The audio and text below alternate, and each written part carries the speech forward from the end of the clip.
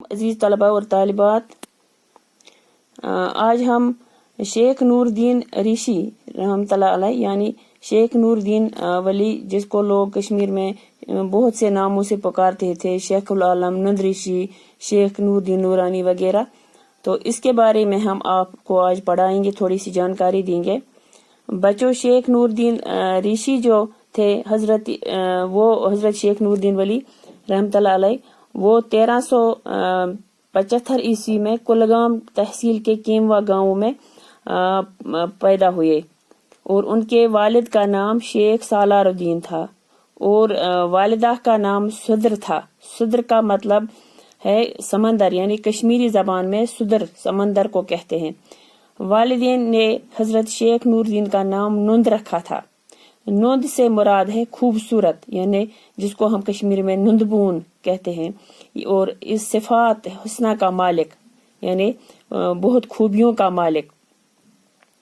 उनके खानदान का ताल्लुक कश्तवाड़ के हिंदू राजाओं के साथ बताया जाता है, यानी ये हिंदू खानदान, हिंदू था पहले, बाद में ये इनका खानदान मुसलमान हुआ है।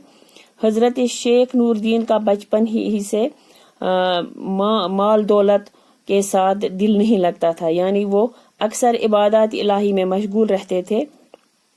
कई साल तक गोशा नशीनी इख्तियार की और इस सिलसिले के बाद उन्होंने कश्मीरी इलाकों में इस्लामी ऋषियत की बुनियाद डाली और इस्लाम का प्रचार किया।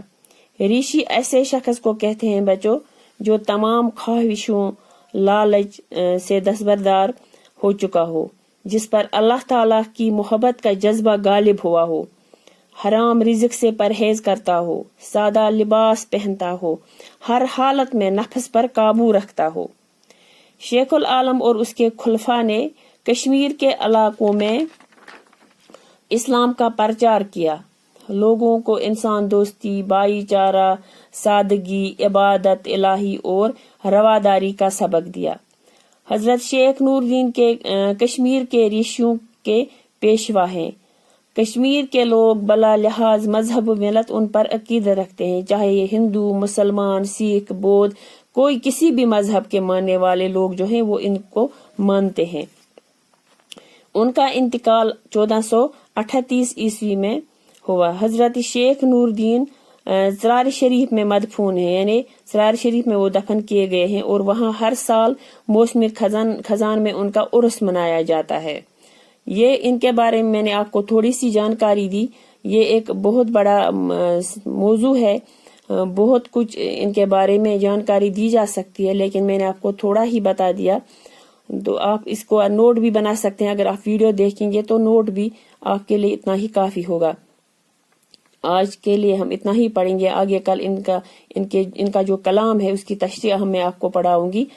आज के लिए इतना ही, बाकी वसल्लम।